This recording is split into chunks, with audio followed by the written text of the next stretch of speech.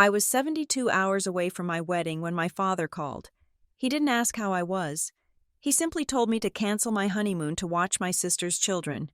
He framed it as one last sacrifice, a final test of my loyalty. After 33 years of being the dependable one, I realized my family didn't see me as a bride. To them, I was just an insurance policy they were trying to cash in one last time. The autumn air in Harbor Ridge, Massachusetts, always smelled of salt and dying leaves, a scent that usually signaled the end of something. But for me, standing on the balcony of the Harbor View Inn, it smelled like a beginning. I looked down at the check in my hand. It was written in blue ink, steady and precise, $12,450, the final payment for the reception venue. I ran my thumb over the signature, my signature, not my father's scrawl, not my mother's careful cursive, mine. For most brides, paying for their own wedding might have been a point of stress. For me, it was a quiet rebellion. Every dollar I handed over was a brick in a wall I was building between my new life and the one I was leaving behind. I had spent 33 years being the Stewart family's insurance policy, their emotional shock absorber, and their bank of last resort. But in 72 hours, I would be Ariana Vance, the wedding planner. A sharp woman named Sarah with a clipboard glued to her hand smiled at me as I handed over the check. "You are the most organized bride I have had all season," Sarah said. "Most people are melting down by now. You are eerily calm." "I am just ready," I said. "I have been ready for a long time." I walked out to my car, the gravel crunching satisfyingly under my boots. I checked my phone. 3 missed calls from my mother, 2 from my father, a text from my sister, Chloe. That just said, "Call me. Urgent." My stomach did that familiar flip, a conditioned reflex woven into my nervous system since childhood.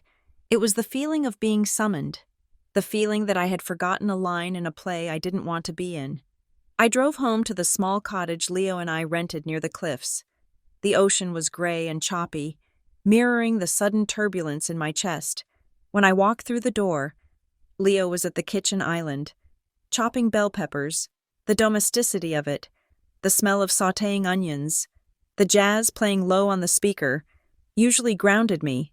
He looked up, his eyes warm. "Hey, you survived the final walkthrough." "I did," I said, dropping my keys in the bowl. "Paid in full." My phone buzzed against the countertop. The vibration sound was harsh against the wood. I flinched. It was a small movement, a tightening of the shoulders, a quick dart of the eyes. But Leo saw it. He always saw it. He set the knife down. "That is the 3rd time you have jumped today. Ari." "Who is it?" "Mom," I said. "And Dad. And Chloe." "Do you want me to answer it?" "No," I said, too quickly. "If I don't answer, they will just show up. You know how they are. They view unanswered calls as a personal insult." Leo wiped his hands on a towel and walked around the island. He took my hands in his. His grip was solid, an anchor. "You know you are allowed to be unavailable, right? You are getting married in 3 days. You are allowed to be selfish." "They don't see it as selfish," I said, my voice quiet. "They see it as treason. They trained me well. Leo, every time I say no, I feel like I'm committing a crime." "You are not a criminal," Leo said. "You are a bride, and we are going to St. Lucia on Monday. Nothing is going to stop that." The phone rang again. This time, the screen lit up with the word, "Dad." I took a breath, holding it in my lungs until it burned, and swiped answer. "Hi, Dad," I said. I tried to sound breezy, like a woman who wasn't dreading the sound of her father's voice. "Ariana," he said. There was a forced cheer in his tone, a brittle brightness that usually preceded bad news. "You are hard to get a hold of. A man could die waiting for his daughter to pick up. I was paying the venue.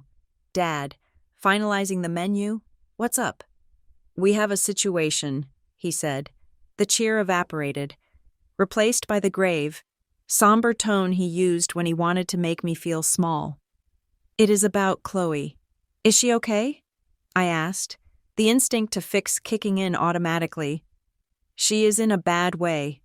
Ari, a critical situation. She needs to get away. Her mental health is, well, you know how fragile she gets. The pressure of the kids, the divorce. It is all too much. Okay, I said slowly. Does she need a doctor? Does she need me to call a therapist? She needs a break, my father said. She has an opportunity to go to a wellness retreat. It starts this weekend. It is exactly what she needs to reset, but she can't take the boys. I waited. I knew what was coming. But I needed him to say it. I needed to hear the audacity of it out loud. We need you to take them, he said. Take them? I repeated. Take them where, Dad? To the altar? Don't be facetious, he snapped. We need you to watch the boys. For 2 weeks, starting Friday. I gripped the phone so hard my knuckles turned white. Dad, I am getting married on Saturday. We leave for our honeymoon on Monday morning. We have tickets. We have reservations. Cancel it, he said. It wasn't a question. It was a command. 2 words, spoken with the absolute confidence of a man who had never been told no by his daughter. Excuse me? I said, my voice trembling. Cancel the honeymoon. Ariana, you can go to St. Lucia anytime. The island isn't going anywhere. Your sister needs you now. This is a family crisis. It's not a crisis, I said, looking at Leo, who was watching me with a darkening expression. It's a scheduling conflict. Chloe wants to go to a retreat? Great. She can hire a babysitter, or you can watch them. Your mother and I aren't as young as we used to be, he said, his voice dripping with sudden frailty. 2 active boys for 2 weeks? It would kill us. And a stranger? You want a stranger raising your nephews? After everything we have done for you, Ariana? After the education we gave you, the roof we kept over your head? You can't do this one thing? The guilt washed over me. A familiar, cold tide. After everything we have done, it was their favorite currency. I had paid for my own college with loans. I had paid for my own car. I was paying for my own wedding. But in the Stewart economy, I was always in the red. I can't do it, Dad, I said. I am not canceling my honeymoon. You are being incredibly selfish, he said. I thought you were better than this. I thought you cared about this family. I do care, I said, but I also care about my marriage. Marriage is just a piece of paper, he scoffed. Family is blood. Think about it. Ariana, fix this. The line went dead. I lowered the phone, my hand shaking. Leo was already there, sliding a glass of water toward me. He wants me to cancel the honeymoon, I said, my voice sounding hollow, to babysit Chloe's kids so she can go to a retreat. Leo didn't yell. He didn't slam his hand on the table. He just looked at me with a sad, steady clarity. And what did you say? I said I couldn't. Good, Leo said. But you are shaking. I need to call Chloe, I said. I need to understand what this critical situation actually is. I dialed my sister. She answered on the second ring, her voice breathless. Did Dad talk to you? She asked. No hello. Just the immediate demand for information. He did, I said. He said you are having a crisis. It is a crisis, Chloe said. I am drowning. Ari, the boys are monsters right now. The house is a mess. I can't breathe. I got accepted into this program. It is holistic. It is about reconnecting with your inner self. It is essential for my brand, too. I can make content there. Your brand? I asked. Chloe, Dad said this was a mental health emergency. You are talking about content creation? It is both, she said defensively. Why do you always have to judge me? Just because your life is so perfect and planned out, some of us are struggling. I am getting married in 3 days, I said. I cannot watch the boys. Why can't their father take them? Mark? She laughed, a bitter sound. He is useless. Besides, it is not his weekend. Okay, I said. Then let's hire someone. I will help you. As a wedding gift to you, I will pay for a licensed, vetted nanny for the 2 weeks. I know a service in Boston that sends amazing people. They are CPR certified. They cook, they drive. I will cover half the cost. No, I will cover $2,000 of it. It was a generous offer. It was more than I could really afford. Considering I had just emptied my savings for the venue, but I was desperate to buy my freedom. There was a silence on the other end. A stranger? Chloe said, her voice filled with disgust. You want me to leave my babies with a stranger so you can go drink cocktails on a beach? That is cold.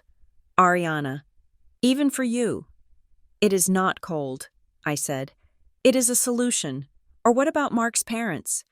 They live in Connecticut. They love having the boys.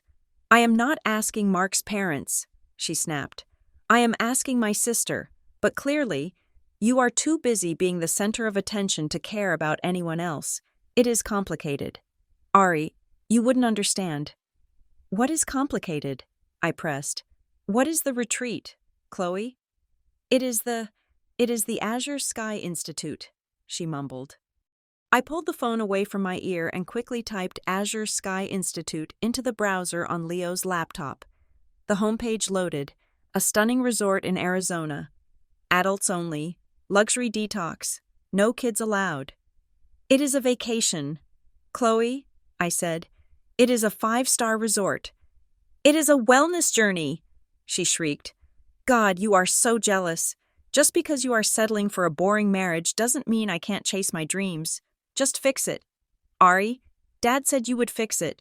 She hung up. I stared at the phone. They were a tag team. Dad applied the pressure.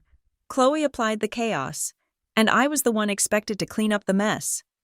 She is going to a luxury spa, I told Leo. She wants me to cancel our honeymoon to save her the cost of a babysitter. No, Leo said. She wants you to cancel the honeymoon because she can't stand that you are doing something for yourself.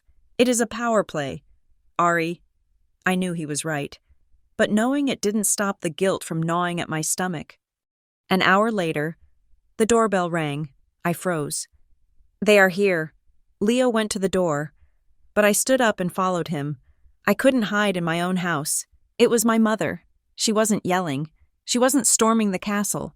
She was standing on the porch step, clutching a worn leather suitcase to her chest like a shield. She looked small, her gray hair windswept, her eyes wide and watery. Can I come in? She asked softly. Leo stepped back, his jaw tight. Hello, Linda? Mom walked in, ignoring him, and made a beeline for the sofa. She set the suitcase down on the coffee table and unzipped it. The smell of old paper and dust filled the room. I was looking through these, she said, her voice trembling, thinking about how close you and Chloe used to be. She opened a photo album. It was from 20 years ago, a picture of me, 13 years old, holding Chloe, who was a toddler. I looked exhausted in the photo, dark circles under my eyes, but I was smiling down at my sister. You were always such a little mother, Mom said, touching the plastic cover. You had such a big heart. You would do anything for her. Remember when she had the chicken pox? You sat by her bed for 3 days. You missed your school dance to take care of her. I remember, I said. I remember you and Dad went to a dinner party and told me I was in charge. We trusted you, Mom said, rewriting history in real time. We knew you were the strong one. Chloe, she is not like you. Ariana, she is fragile. She feels things too deeply. She breaks easily. She is 30 years old. Mom, I said. She is a mother of 2. She is delicate, Mom insisted. And right now, she is shattering. If she doesn't get this break, I don't know what will happen. And the boys? They need family. They need their Auntie Ari. They don't know some paid stranger. She looked up at me, tears spilling over her lashes. It was a masterful performance. Please, honey, she said. Just this one last sacrifice, for the family. You have your whole life to go on trips. Chloe might not make it through the month if she doesn't get help. I looked at the photo. I looked at the 13-year-old girl who had missed her dance to nurse a sick toddler because her parents couldn't be bothered to stay home. I felt a sudden surge of protectiveness, not for Chloe, but for that little girl. "Mom," I said, "I offered to pay for a nanny. I offered a solution. Money isn't love." "Ariana," she said sharply, "we don't want your money. We want your time. We want your loyalty." "I am getting married," I said. "That is where my loyalty is going right now." Mom closed the album with a snap. The sound was like a gunshot in the quiet room. "You have changed," she said coldly. "Since you met him," she didn't look at Leo, but she gestured vaguely in his direction. "You used to be kind." "I am still kind," I said. "I am just not a doormat anymore." She stood up, leaving the album on the table, a relic of my servitude. "I will leave this here. Maybe looking at it will remind you of who you really are, before you became so hard." She walked out. She didn't say goodbye. When the door clicked shut, I sank onto the sofa and put my head in my hands. I felt stripped raw. "She is good," Leo said quietly. "I will give her that. She is terrifyingly good." "I feel like a monster," I whispered. "That is the point," Leo said. He sat down next to me. "Listen to me. We need a script. We need a wall that they cannot climb over." "A script?" "Yes, a boundary script. We are going to write it down, and you are going to send it to all of them. One calm no, one solution offered, and then radio silence." "I can't just ignore them," I said. "It is my wedding weekend." "Exactly," Leo said, "which is why we are ending this negotiation now. They are terrorists. Ari, you don't negotiate with terrorists." He pulled out his phone and started typing. "How does this sound? Dear Mom, Dad, and Chloe, I understand Chloe needs support right now. As I stated, I am willing to contribute $2,000 toward a professional nanny service of your choice to cover the 2 weeks. I cannot and will not cancel my honeymoon. This is my final offer of help. I am focusing on my wedding now and will not be discussing this further. I love you all." I read the words. They were reasonable. They were firm. They were kind. "It sounds final," I said. "It needs to be." "Send it," I said. Leo handed me the phone. "No, you send it. You have to be the one to press the button." My thumb hovered over the send button. My heart was hammering against my ribs like a trapped bird. I was terrified of what would happen when I pressed it. I was terrified of their anger, their rejection, but I was more terrified of waking up in 10 years and realizing I had never actually lived my own life. I pressed send. "Done," I breathed. "It is done." "Good," Leo said. "Now, put the phone on Do Not Disturb. We are making dinner. We are drinking wine. We are forgetting them for tonight." We tried. We made pasta. We opened a bottle of Cabernet. We sat on the deck and listened to the ocean. But the silence felt heavy, charged with static. I kept checking my phone, even though it was on silent. No notifications came through on the lock screen. "Maybe they accepted it," I said hopefully around 10 o'clock. "Maybe they realized I was serious." "Maybe," Leo said, though he didn't look convinced. We went to bed. I lay staring at the ceiling, listening to the wind rattle the window panes. Harbor Ridge was known for its storms. I could feel one brewing, low and heavy in the atmosphere. At 1 in the morning, my phone buzzed. Not a text, an email. I told myself to ignore it, but the blue light blinked in the darkness, demanding attention. I rolled over and picked it up. It was a notification from Voyager Luxury Travel. Subject: Cancellation request received. Booking 89442. My blood ran cold. I sat up, scrambling to unlock the screen. "Dear Ariana, we have received your request to cancel the St. Lucia honeymoon package for Mr. and Mrs. Vance. As per your email instruction regarding the family emergency, we have initiated the cancellation process. Please note that because this is within the 72-hour window, the refund will be subject to a 50% penalty. Please click here to confirm the final cancellation. I stared at the screen, the words swimming before my eyes. Leo, I whispered. Leo, wake up. He groaned and rolled over. What? What is it? The travel company, I said, my voice rising in panic. Someone canceled the honeymoon. What? He sat up, instantly awake. What do you mean? I got an email. It says they received my request. It says I cited a family emergency. I looked at the sender timestamp. It was sent 20 minutes ago, while I was lying in bed, while my phone was on the nightstand. I didn't send this, I said. Leo, I didn't send this. I looked closer at the email thread included at the bottom. The request had come from an email address, Ariana Stewart, wedding@gmail.com. It looked exactly like my wedding email, except my wedding email was Ariana Stewart, weddings@gmail.com, and S. The difference was a single letter. Someone had created a fake email account, someone who knew my booking details, someone who knew the confirmation number, someone who knew I was asleep.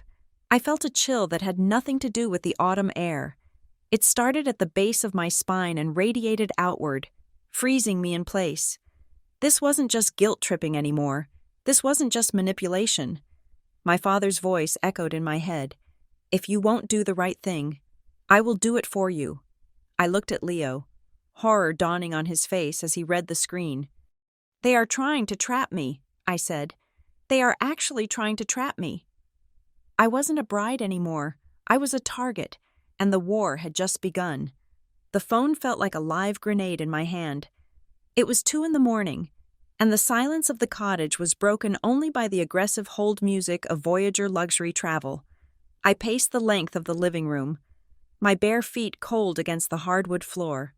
Leo sat at the kitchen table, his laptop open, his face illuminated by the harsh blue glow of the screen. I have the confirmation number, I said into the phone as soon as a human voice replaced the saxophone solo. My name is Ariana Stewart. Someone just tried to cancel my trip to St. Lucia. One moment, Ms. Stewart, the agent said. Her voice was tired, clipped. Yes, I see the request here. It came in via email at 1:15 this morning. The reason listed was severe family medical emergency. We were about to process the refund penalty. Do not process it, I said, my voice shaking with a rage I hadn't known I possessed. That email did not come from me. I am the account holder. I am telling you right now. I am getting on that plane on Monday. Do not cancel anything. I understand, the agent said, sounding skeptical. But the email came from your address on file. Or, wait, I heard the click of keys. Actually, looking closer, the domain is correct. But the username is slightly different. The request came from Ariana Stewart, weddings@gmail.com. Your file has Ariana Stewart, weddings@gmail.com, with an S. It is an impersonator, I said. A fraud. I will place a flag on the booking, the agent said. We will require a verbal code for any future changes. What would you like that code to be? Sovereignty, I said. The word just fell out of my mouth. Sovereignty, she repeated. Got it. You are all set. Ms. Stewart, try to get some sleep. I hung up and looked at Leo. He wasn't looking at me. He was typing furiously. I am changing your passwords, he said without looking up. Email, bank, wedding registry, everything. Do you use the same password for multiple accounts? I sank into the chair opposite him. The adrenaline was starting to curdle into nausea. I used to, I admitted. When I was in college, Blue Harbor 99. I used it for everything. Who knew it? Leo asked. Everyone, I whispered. It was on the master list. My dad keeps a physical list of family passwords in his desk drawer. He said it was for emergencies, in case something happened to one of us. The family could access our accounts. I realized then how deep the conditioning went. I had handed them the keys to my digital life years ago under the guise of safety. never realizing those keys would eventually be used to lock me in. Change it, I said. Change it all. Use the random generator. Make the passwords 40 characters long if you have to. While Leo built a digital fortress around my life, I stared at my phone. The betrayal wasn't just the cancellation attempt, it was the intimacy of it. They knew my schedule. They knew my stress points. They knew exactly how to hurt me. I didn't wait until morning. I dialed my father. He answered on the first ring, his voice alert. He hadn't been sleeping. He had been waiting. "Ariana," he said, no feigned sleepiness. "Is it done?" "You tried to cancel my honeymoon," I said. I kept my voice low, lethal. "You created a fake email address, and you tried to steal $6,000 from me and ruin my marriage before it started." "I don't know what you are talking about," he said smoothly. "That sounds paranoid." "Don't lie to me," I snapped. The travel agent confirmed it. The email was almost identical to mine. "You used the old password list. That is fraud." "Dad, that is a felony." There was a pause on the line, a heavy breathing silence. When he spoke again, the mask of the confused old man dropped completely. His voice was cold, hard, stripped of all fatherly warmth. "If you won't do the right thing, Ariana, I will do it for you," he said. The air left my lungs. He wasn't denying it. He was justifying it. In his mind, sabotage was a form of parenting. He believed he was correcting a wayward child, not destroying a grown woman's life. "This wasn't a request," I said, my voice trembling. "This was a control test. You wanted to see if I would jump." "I wanted to see if you were still my daughter," he countered. "Or if this man has completely brainwashed you. You used to be loyal. You used to put family first. Now, you are selfish. You would let your sister suffer so you can get a tan." "I am hanging up," I said. "Do not contact me again until the wedding." "We are not done," he said. "We are far from done." I ended the call and dropped the phone on the table as if it were contaminated. Leo reached across and took my hand. His fingers were warm, real. "He admitted it?" Leo asked. "He said he was doing the right thing for me." Leo nodded slowly. He stood up and walked to the bookshelf. Pulling down a fresh manila folder, he grabbed a black marker and wrote "Evidence" on the tab in block letters. "We are documenting everything," Leo said. "Every call, every text, every email. Screenshots of the cancellation attempt, logs of the IP address if we can get them." "Leo, that is my father," I said, feeling sick. "I can't build a legal case against my father." "You aren't building a case against your father," Leo said, opening the folder and sliding a printout of the cancellation email inside. "You are building a shield against an attacker. It just happens that the attacker shares your last name. Look at this. Ari, look at what they did. This isn't love. This is war." I looked at the folder. It looked so official, so cold. But as I watched Leo organize the papers, I felt a tiny knot of tension loosen in my chest. He was right, if I treated this like a legal battle instead of a family squabble. The emotions couldn't drown me. I could survive a lawsuit. I wasn't sure I could survive a heartbreak. "Okay," I said. "Document it." The next morning, the sky was a bruised purple, heavy with rain. I had an appointment with Sarah at Juniper Compton, events for the final vendor coordination. I wanted to cancel. I wanted to crawl under the duvet and hide.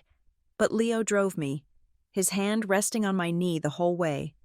"Head up," he said as we parked. "You are the client. You are in charge." Sarah was waiting for us in her office, surrounded by swatches of silk and samples of floral arrangements. She looked worried. That was never a good sign. "Ariana," she said, bypassing the pleasantries, "I'm so glad you came in. We have a weird situation with the florist and the caterer." "What kind of situation?" I asked, my stomach dropping. "We got a call yesterday afternoon," Sarah said, pulling a file from her desk. "A woman claiming to be you. She said she needed to change the payout method for the final balances. She wanted to switch from the credit card on file to a direct wire transfer. She gave us new routing numbers. I stared at her. A wire transfer? Yes, Sarah said, to an account under the name Stewart Family Trust. She said your credit card had been compromised, and this was the only way to ensure payment. I didn't authorize it because we have a strict policy about verifying changes in person, but it was odd. She sounded exactly like you. The room spun. They hadn't just tried to cancel the honeymoon. They were trying to redirect the wedding funds. They wanted to drain my bank account into their control, forcing me to come to them on my knees to beg for the money to pay my own vendors.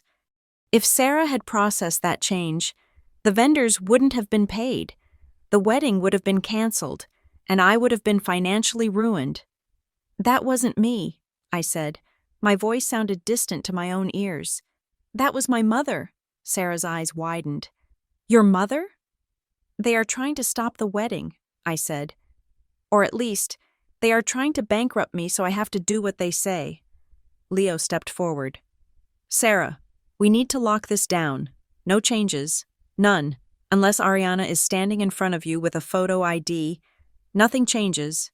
Not the music, not the food, and definitely not the money. Understood, Sarah said, making a note in red ink. I will put a password on the vendor contracts. Sovereignty, right? You used it with the travel agent. Yes, I said. Sovereignty. I walked out of the office feeling like I was walking through water. It was sabotage. Calculated. Cold-blooded sabotage. I need to call Elena, I said to Leo once we were back in the car. Elena was my best friend from college. She worked in high-level banking compliance in Boston. She dealt with identity theft and corporate fraud for a living. I put her on speakerphone. Ari, Elena said, her voice bright. 2 days. Are you excited? Elena, I need your work brain, I said. My parents are impersonating me. They have my old passwords. They tried to redirect vendor payments and cancel my honeymoon. The brightness vanished from Elena's voice instantly. Give me the details. I explained everything. The email, the phone call to the planner, the shared password list. Okay, Elena said, her tone clipping into professional efficiency. Listen to me carefully. This is identity theft. Familial or not. You need to go nuclear. Right now. What do I do? First, freeze your credit with all 3 bureaus, Elena instructed. TransUnion, Equifax, Experian. Do it now on your phone. Second, call your bank and place a verbal password on your accounts. Not a PIN, a verbal phrase. Third, set up 2-step verification for everything. But, and this is crucial, do not use SMS if they know your carrier details. They could try to SIM swap you. Use an authenticator app. Okay, I said, typing notes into my phone. And Ari? Elena added. Check your existing lines of credit. Sometimes parents open things in their kids' names when they are minors. Just check. Make sure there are no surprises. I will, I said. Thanks, Elena. Stay safe, she said.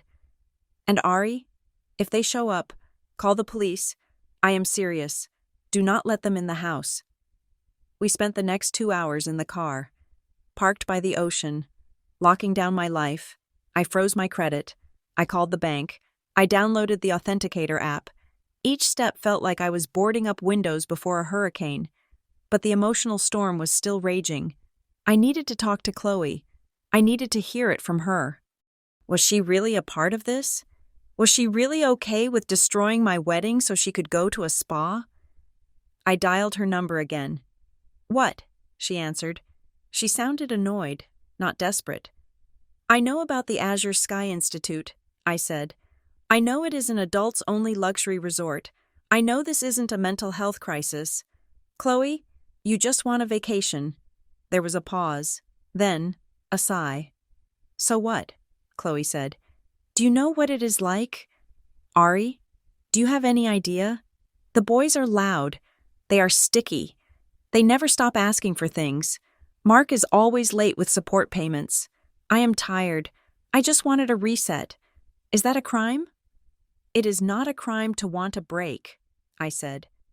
It is a crime to try to steal my honeymoon to get it. I didn't steal anything, she protested. Dad said he would handle it. I just told him I needed you to take the boys. I didn't tell him to hack your email. But you knew he would pressure me, I said. You knew he would use the wedding as leverage. I have to look out for myself, Chloe said. Because nobody else does. You have Leo. You have your perfect job. You have your freedom. I have nothing. Ari, I am stuck in this house with 2 kids who scream all day. I deserve a week at Azure Sky. I earned it. You are a mother, I said gently. Parenting is hard. I get that. But you can't set my life on fire to keep yourself warm. You sound just like Dad, she spat.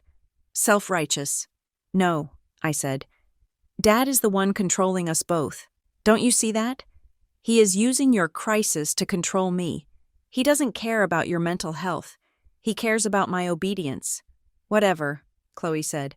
Are you going to take the boys or not? Because if you don't, I lose my deposit, and that is $3,000 I don't have. I will not take the boys, I said firmly. I am going on my honeymoon. Fine, she said. Then I hope you rot in St. Lucia. Wait, I said. Chloe, listen. I am not abandoning the boys. I spoke to Mark. You called my ex-husband? She screeched. I did. I called him an hour ago. He said he has been asking for more time with them for months. He said you refuse to let him take them on weekends because you want to punish him for the divorce. He is a liar, she said. He sounded pretty reasonable, I said. He is willing to take them for the full 2 weeks. He actually sounded excited. He said he would pick them up Friday. Problem solved. You can go to your retreat. I can go on my honeymoon. The boys are with their father. Silence. Long, heavy silence. You went behind my back, she whispered. I solved the problem, I said. You said you needed childcare. I found childcare. Their father. You humiliated me, she said. Dad is going to be furious. Why? I asked. Because I fixed it without surrendering? She hung up. I sat back in the car seat, exhausted. I had offered a solution, a good solution, a safe solution, but they didn't want a solution. They wanted a sacrifice. 10 minutes later, my phone pinged, a text from Dad. You think you are clever, contacting Mark? Undermining your sister? I didn't respond. Another text. I'm going to tell everyone. I'm going to tell your aunts, your cousins, Leo's parents. I will tell them you abandoned your nephews in a crisis. I will tell them you are unstable. My heart hammered. Public humiliation was his favorite weapon. He knew how much I cared about my reputation. But then, a third text came through. This one made my blood freeze. And remember, Ariana, I still have the file from 2018. The one we agreed never to speak about. If you walk away now, that file becomes public knowledge. It changes everything. I stared at the screen. The year 2018. What is it? Leo asked. Seeing the color drain from my face. He is threatening me, I whispered. He says he has something on me. Something from 2018. What happened in 2018? Leo asked. I racked my brain. 2018. I was 25. I was working 2 jobs.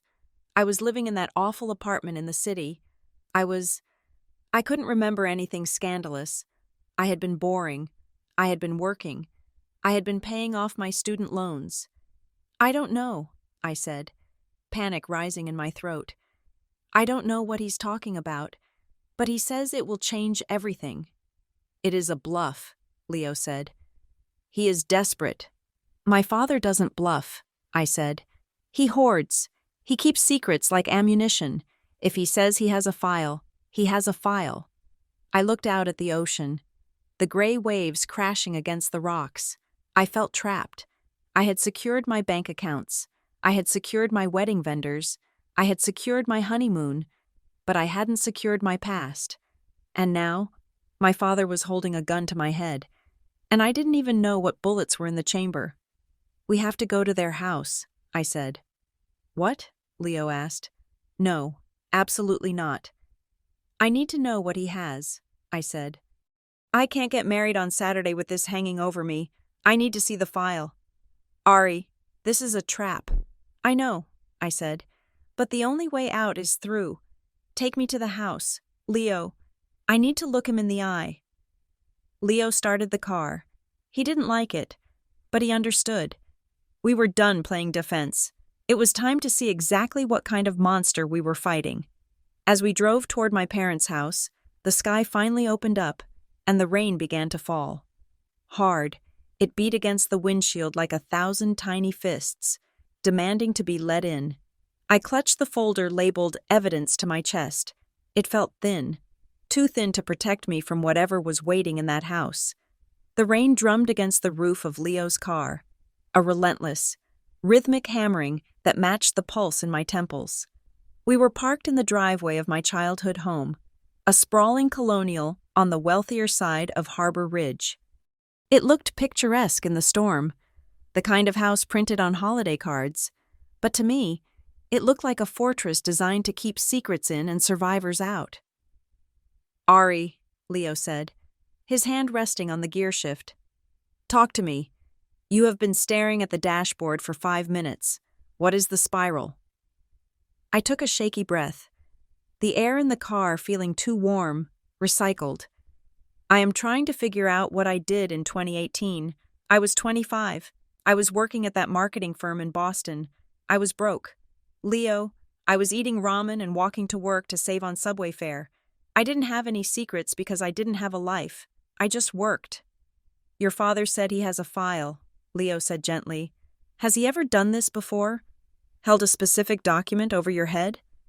Not a document, I said, picking at a loose thread on my coat. But he holds favors like they are promissory notes. When I was 22, my car broke down. He paid for the transmission. He brought it up every Thanksgiving for 4 years. Remember when I saved you from walking? You should be more grateful. It is how their economy works. You accept help. You incur a debt. The debt is never paid off.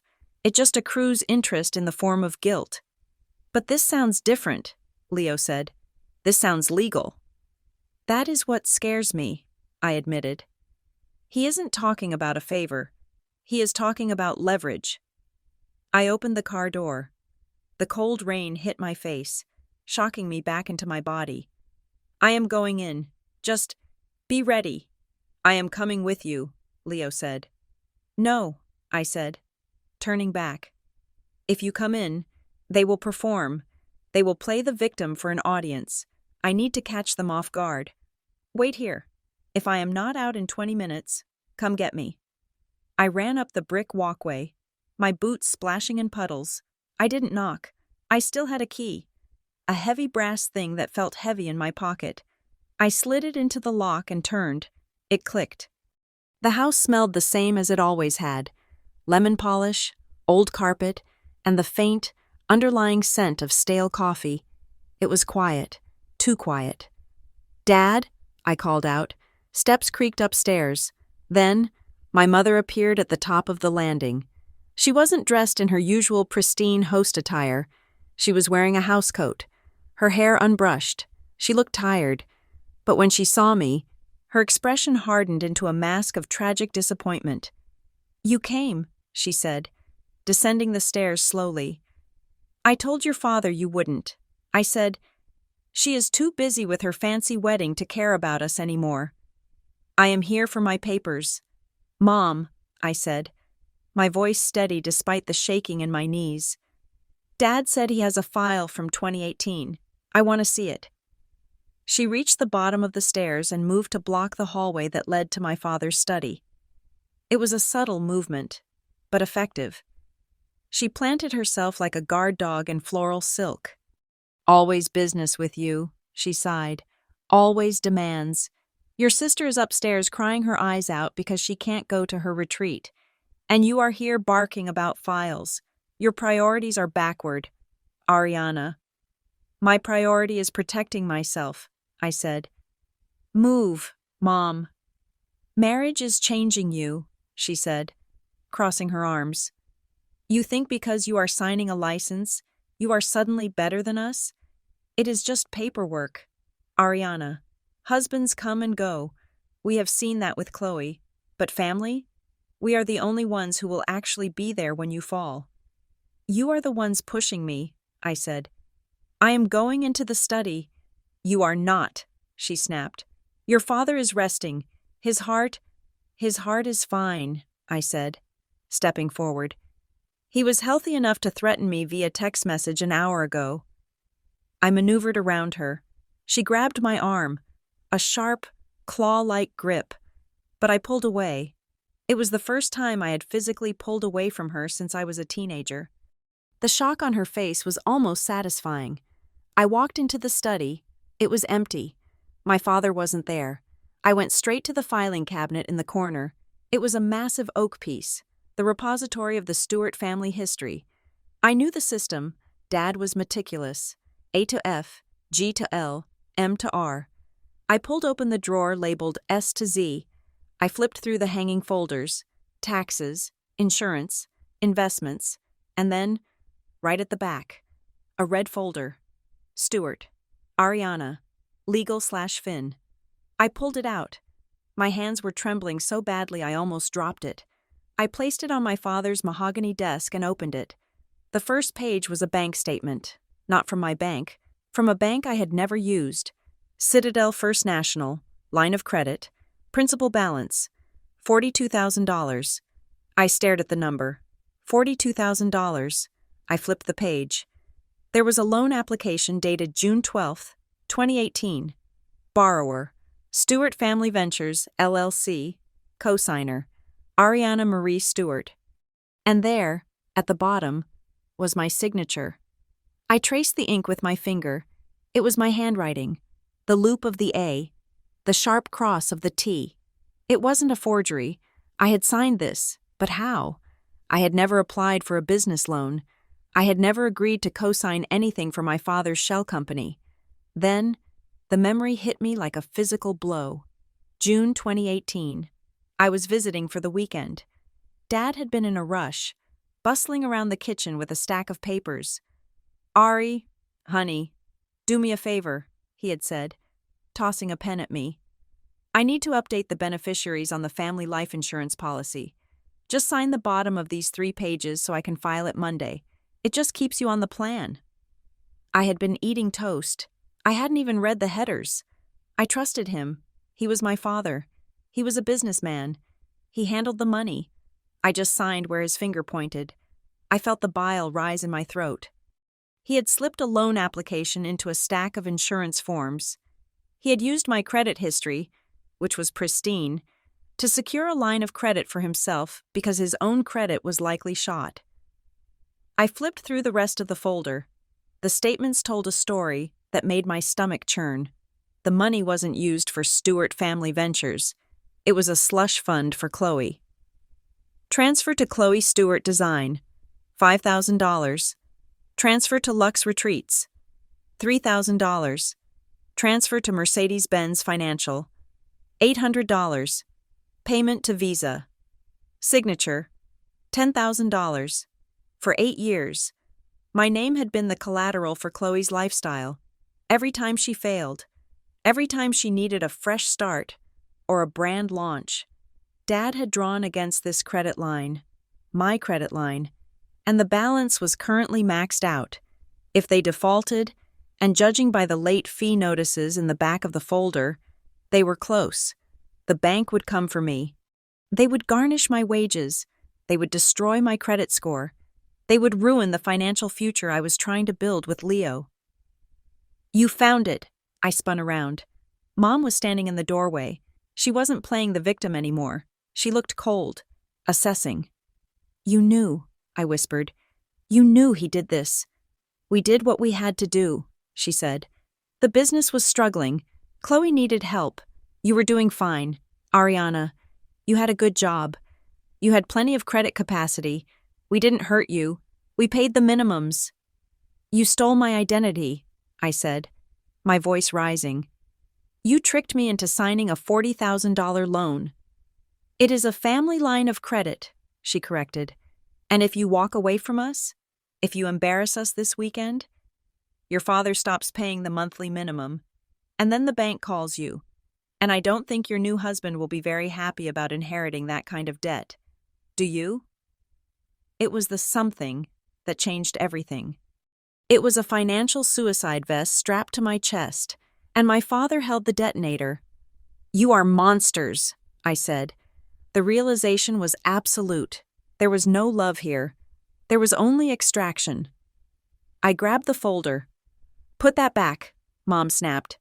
No, I said. This is my name. This is my debt. This is mine. I pushed past her. She grabbed at the folder, tearing the edge of the cover, but I held on. I ran down the hallway, out the front door, and into the rain.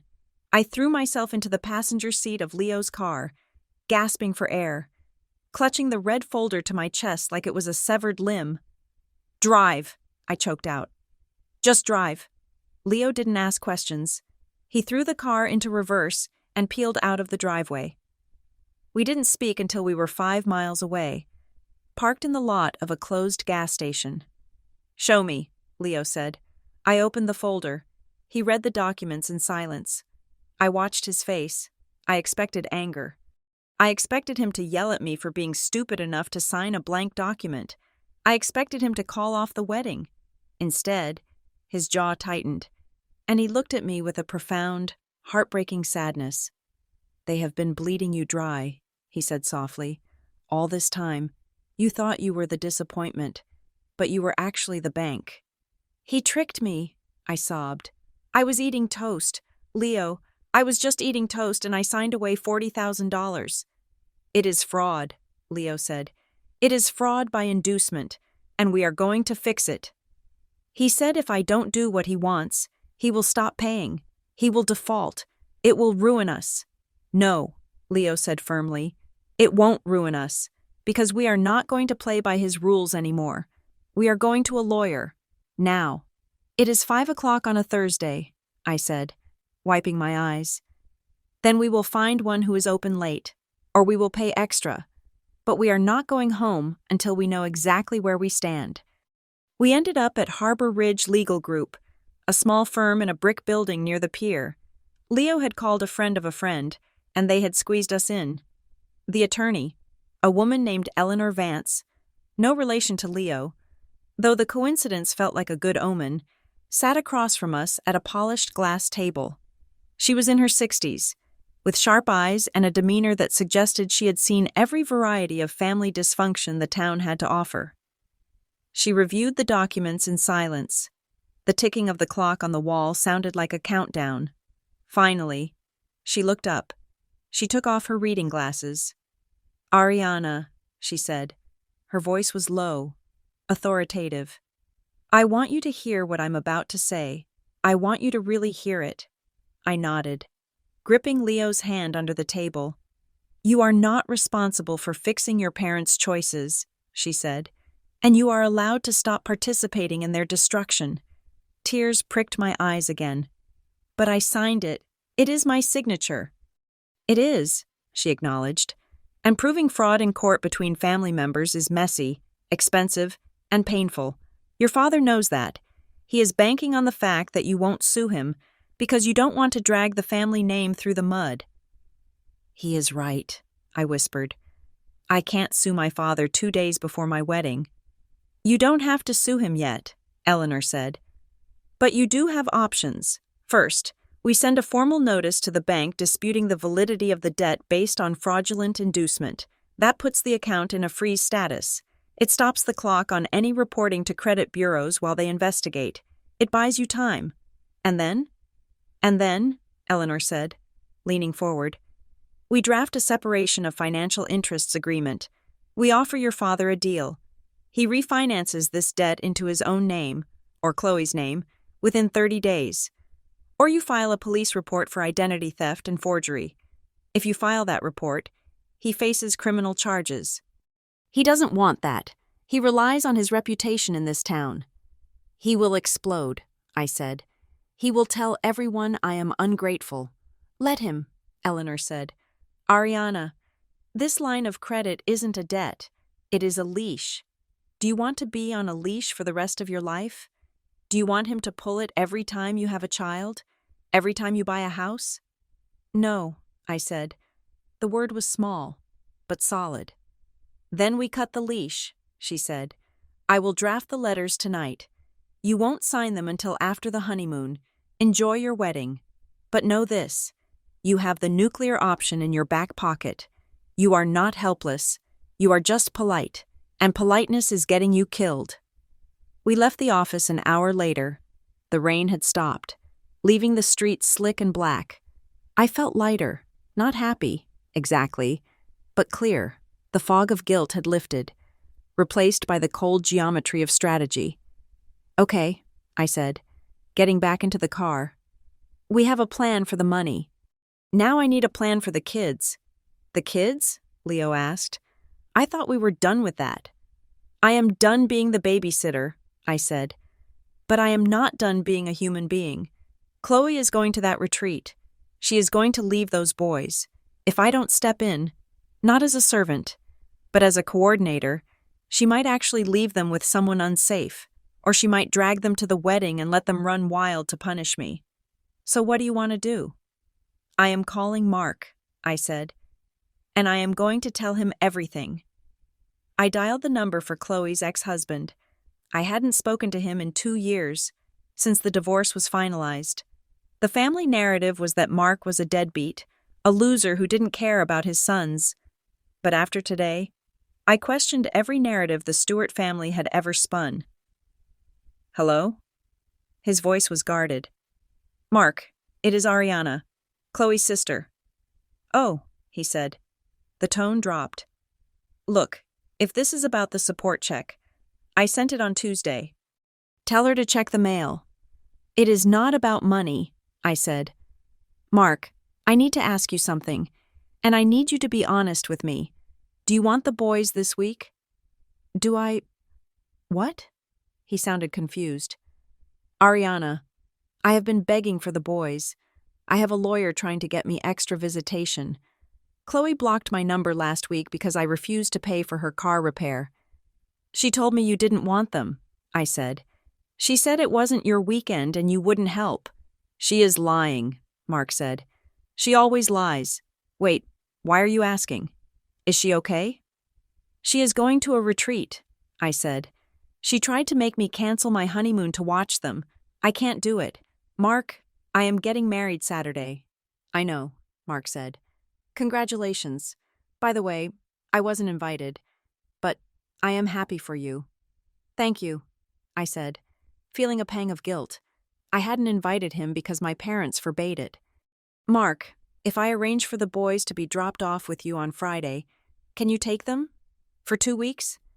I would take them for 2 years, he said instantly. I have their room set up. I have a new puppy. They haven't even seen it yet. Okay, I said. Here's the plan. I am going to hire a car service. I will have them pick the boys up from school on Friday. I will have them driven directly to your house. I will send you the confirmation. You don't have to deal with Chloe. I will handle her. Ariana, he said, his voice cracking slightly. Thank you. Seriously, you have no idea what it has been like. I think I'm starting to, I said. I hung up. The pieces were falling into place. I had protected my bank account. I had protected the kids. I had protected the honeymoon. I felt a surge of triumph. I was winning. I was actually outsmarting them. And then, my phone buzzed. It was an email, not a text, an automated invitation from the Wharfside Grill. You are invited to a pre-wedding family celebration. Host, Robert Stewart. Date, Friday, January 24th. Time, 6 p.m. Guests, 24 attending. I clicked on the guest list. It wasn't just my parents and Chloe. It was Aunt Margaret, Uncle Ben, my cousins from New York, Leo's parents, even the local pastor. What is it? Leo asked, seeing my face fall. He is escalating, I said, handing him the phone. He called a family meeting, a dinner, tomorrow night. The night before the wedding? Leo said. That is usually the rehearsal dinner, which we canceled because we wanted a quiet night. Exactly, I said. He knows we wanted a quiet night. He invited everyone. He made it look like a generous gift. The father of the bride treats the family. It is an ambush, Leo said. He is going to do it in public. He is going to pressure you about the honeymoon in front of 24 witnesses. I stared at the screen. My father was a master of the public scene. He knew I hated confrontation. He knew I would shrink in front of an audience. He was betting that I would smile, nod, and agree to take the kids just to avoid a scene in front of the pastor and Leo's nice, normal parents. He was betting on the old Ariana, the one who signed papers without reading them, the one who apologized for taking up space. "Are we going?" Leo asked. I looked at the rain clearing on the horizon. A sliver of gray light was breaking through the clouds. "If we don't go," I said. "He controls the narrative. He tells everyone I am a bridezilla who hates her family. He spins the story before I even walk down the aisle." "And if we do go?" "If we go," I said, a cold resolve settling in my bones. "We walk into the trap, but we don't walk in unarmed." I picked up the red folder from the dashboard. "He wants a family meeting?" I said. "Okay, let's give him one." I opened my bag and shoved the evidence of his fraud inside. "RSVP, yes," I told Leo. "And tell your parents to bring popcorn, because the show is going to be interesting."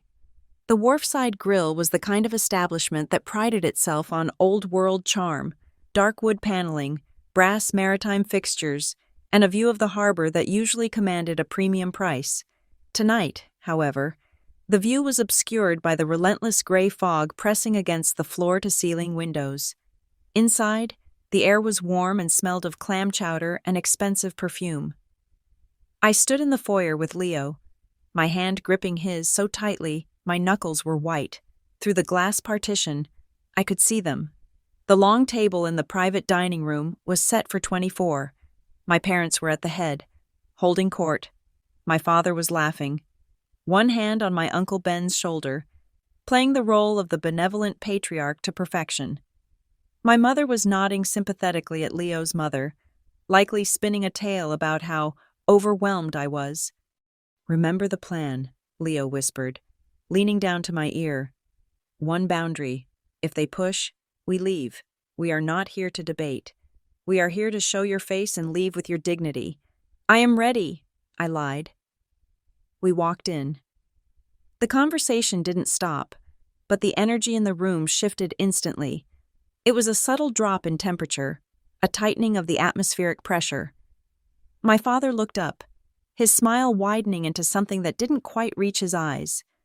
"There she is," he boomed, standing up and spreading his arms. "The bride. We were starting to worry you had gotten cold feet."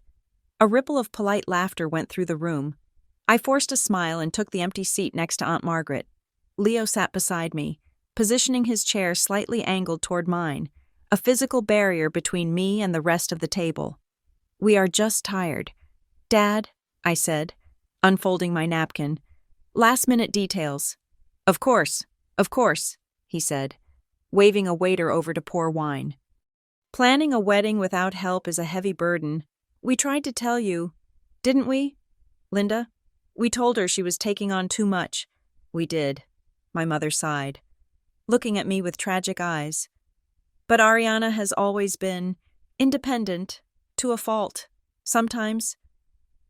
Dinner was a minefield. I spent the appetizer course dodging questions from my cousins about the honeymoon, giving vague answers about flight times and packing lists. Every time I spoke, I felt my father's gaze on me, heavy and calculating. He was waiting. He was letting the wine loosen the room, letting the warmth of the food soften the audience before he made his move. It happened between the main course and dessert. My father tapped his spoon against his wine glass. The sharp ting-ting-ting cut through the chatter. "If I could have everyone's attention for a moment," he said. Standing up, he held his glass of Cabernet by the stem, swirling it gently. "I know the big toasts are for tomorrow, but I wanted to say a few words tonight, while we are all here as family." The room went quiet. Leo's hand found my knee under the table. "To Ariana," my father began, looking down at me with a gaze that simulated affection. "My little girl, It seems like just yesterday she was running around the backyard in pigtails, doing whatever her big sister told her to do. She was always such a sweet, compliant child, always so eager to please. He paused, letting the nostalgia settle. Then, the pivot. But people change, he said, his voice dropping an octave, becoming more somber. Life changes them, or perhaps new influences change them. He didn't look at Leo, but the implication hung in the air like smoke. Lately, we have seen a different side of Ariana, my father continued, a harder side, a side that puts herself above the needs of the family.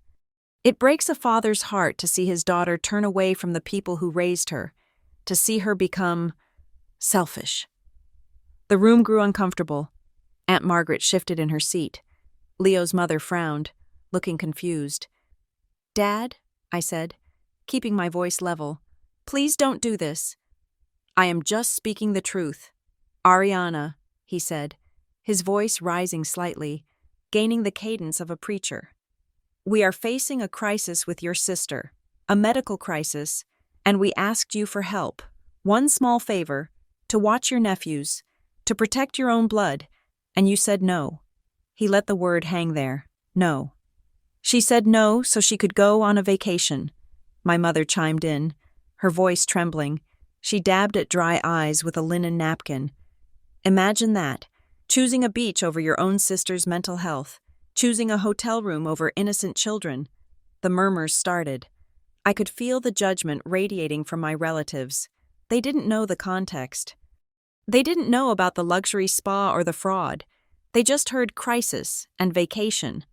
"It is not her fault," my father said, turning his gaze finally, directly, onto Leo. "Ariana was never like this before. She was always the caretaker. She was the glue. It is only recently, since she met you, Leo, that she has decided family is optional." Leo stiffened, preparing to stand, but I put my hand on his arm. This was my dragon to slay. I stood up. My legs felt like lead, but my voice, when it came out, was surprisingly steady. "I didn't say no to helping," I said, projecting my voice to the ends of the table. "I said no to being used." "Ariana, sit down," my father commanded. "You are embarrassing yourself." "You brought this up in public." "Dad," I said. "So we are going to finish it in public. I didn't abandon anyone. I offered to pay for a professional nanny service for 2 weeks. I offered to cover $2,000 of the cost. I offered to coordinate with Mark, the children's father, who is eager to have them." "Strangers!" my mother cried out, slamming her hand on the table. "You wanted to pay strangers to raise your sister's children. And Mark? That man is not family."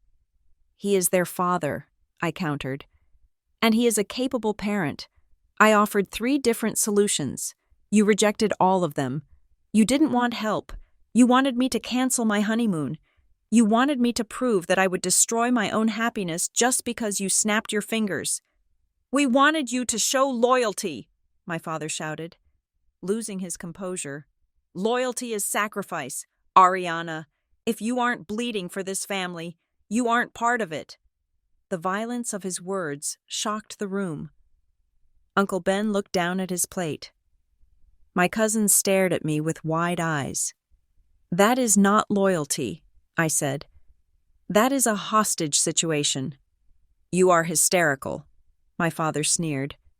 "Just like your sister. This is why you need guidance. This is why you need us to make decisions for you.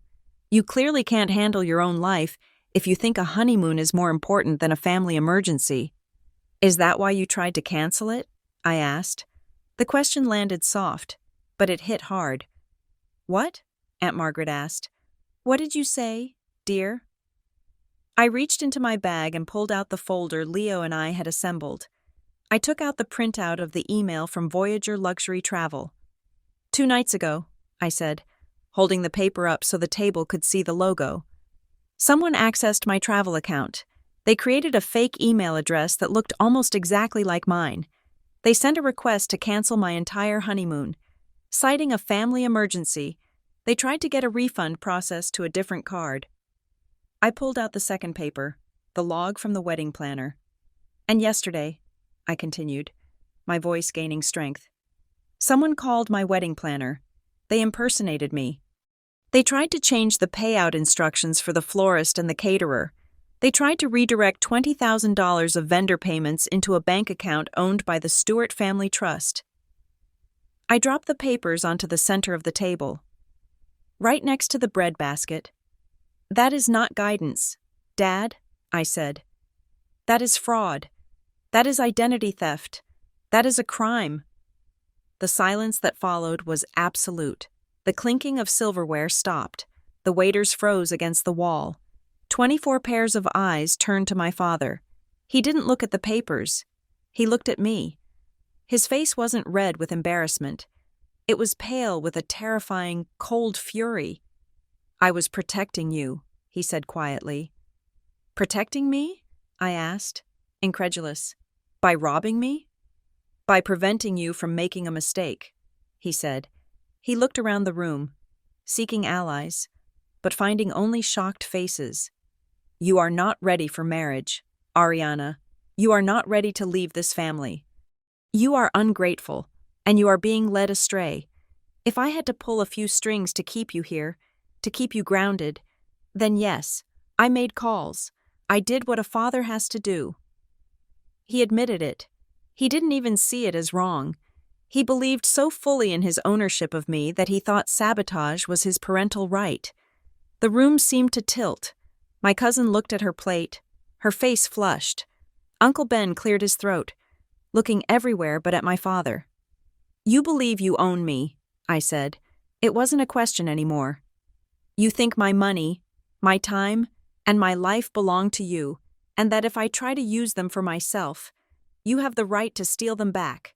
I gave you that life, he roared, slamming his fist on the table. Everything you have is because of me. You are nothing without this family. Nothing. Leo stood up then. He didn't shout. He didn't lunge.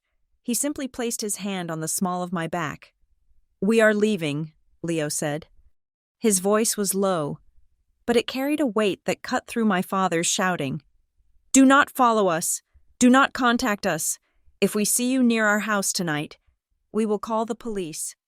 You can't walk out on us, my mother screamed, standing up to join my father. Ariana, if you walk out that door, don't you dare come crawling back when this man leaves you. And he will leave you. You are damaged goods. Ariana, we are the only ones who can love you. I looked at my mother. I looked at the woman who had blocked the hallway yesterday, who had guilt-tripped me for 20 years, who had watched me sign a fraudulent loan while I ate toast. I am not damaged, I said. I was just surrounded by people who wanted to break me. I turned my back on them. We walked out. I could feel their eyes on my spine. Burning holes in the silk of my dress, I could hear my father shouting something about respect, an ungrateful brat, but his voice grew fainter with every step. We pushed through the heavy wooden doors and out into the cool, damp night. The fog had lifted slightly, leaving the air crisp and clean. I walked to the nearest lamppost and leaned against it, my knees finally giving way. Leo caught me, wrapping his arms around my waist. You did it, he whispered into my hair. You stood your ground. You were incredible. I was shaking. Great. Heaving tremors that started in my core and rattled my teeth. They hate me, Leo. They actually hate me. They don't hate you, Leo said. They hate that they can't control you. There is a difference. I pulled my phone out of my purse. My hands were shaking so hard I could barely unlock the screen. I had one last loose end to tie up. I opened my text thread with Chloe. She hadn't been at the dinner. She was likely at home, waiting for the update, waiting to hear that I had folded. I typed out the message I had composed in my head during the drive over. Chloe, I just left the dinner. Dad admitted to the fraud. I am done with the games. However, I am not going to punish your children for your choices. After I return from my honeymoon in 2 weeks, I will pay for 2 weeks of vetted childcare for you. It is a wedding gift. But this offer comes with conditions. You must agree to a written schedule, and you must never use guilt or Dad as a weapon against me again. Take it or leave it." I hit send. We got into the car. I watched the 3 dots of the typing bubble appear almost instantly. She had been watching her phone. The response came in a flurry of blue bubbles. "You selfish bitch. You ruined everything. Dad just texted me. He is cutting off the credit line because you humiliated him. How am I supposed to live? How am I supposed to pay for the retreat now?" And then, a second text, the one that was meant to be the dagger. "You think you are so strong now because you found a man to protect you, but you are weak. Ari, you were always the easier one to manipulate. That is why they picked you to co-sign. That is why they picked you to be the caretaker, because you are desperate to be loved. Enjoy your honeymoon. I hope it is worth losing your family." I stared at the words. You were always the easier one to manipulate. It stung. It stung because it was true. I had been easy. I had been pliable. I had been so hungry for their approval that I had made myself a feast for their narcissism. "She says I was easy to manipulate," I told Leo, reading the text aloud. "Past tense," Leo said, starting the car. "She used the past tense. You aren't anymore." We drove to the hotel near the wedding venue. We had decided not to stay at the cottage. It felt too exposed, too accessible. The hotel was a fortress of anonymity. We checked in under Leo's last name. The room was quiet, smelling of starch and lavender.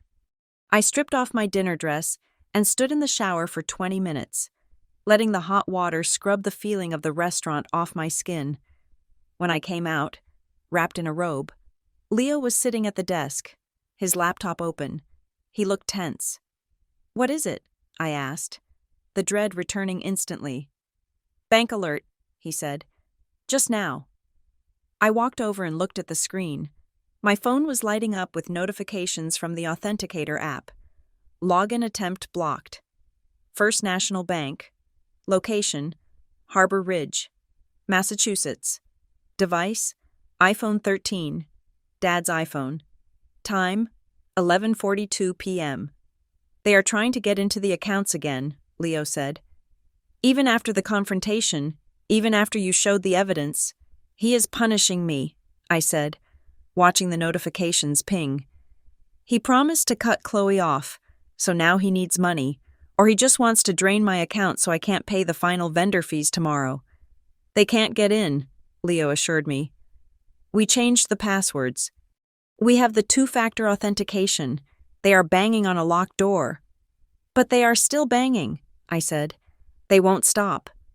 "Then we move the money," Leo said. "We move it all." We spent the next hour in a surreal, high-stakes financial dance. We transferred the bulk of my savings, the wedding fund, the honeymoon fund, the house down payment fund, out of my primary bank and into a new, high-yield savings account Leo had opened in his name earlier that day. We left just enough in my account to cover the automated checks for the morning. Then, we went through the vendor list. "Florist," Leo said. "Paid?" "Paid," I said, checking the receipt. "I called her personally. She has the password." "Caterer?" "Paid. Locked down." "Venue?" "Paid.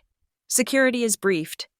We assigned a security point person for the wedding day. Mark, my best friend from college, not the ex-husband Mark. He was a former linebacker with a gentle face but an imposing build. "I will text Mark," I said.